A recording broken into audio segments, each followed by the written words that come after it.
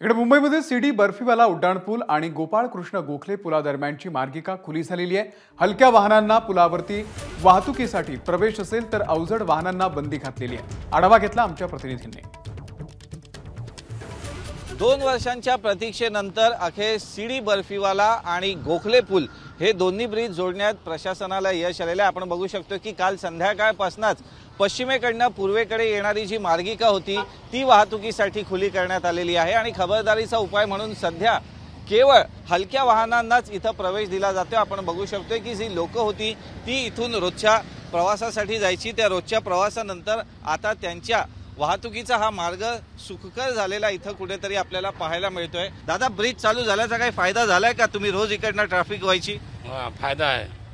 किती फरक पडलाय? 5-7 मिनट का फर्क पड़ा। 5-7 मिनट का फरक पड़ा। कुछ फर्क पड़ा है ब्रिज चालू होने के बाद? हाँ सर, बहुत पूरा ट्रैफिक कम हो गया सर।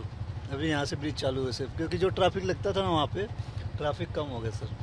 ट्रॅफिक कमी झाली आहे असं लोकांचं म्हणणं आहे। त्यामुळे कुठेतरी लोकांनी आता सुटकेचा निश्वास टाकलाय, कारण की ज्या पुलाची प्रतीक्षा होती तो पूल आता वाहतुकीसाठी खुला करण्यात आलाय। सुरुवातीला फक्त इथून हलक्या वाहनांनाच प्रवेश दिला जातोय आणि त्यानंतर जेव्हा हा पूल पूर्ण कार्यान्वित होईल तेव्हा इकडची पूर्ण रहदारी जी आहे ती सुरू करण्यात येईल असं मुंबई पोलिसांच्या ट्रॅफिक विभागानं स्पष्ट केलंय। कॅमेरामन अनुप रस्तोगीसह अमेय राणे, एबीपी माझा, मुंबई। एबीपी माझा, उघडा डोळे बघा नीट।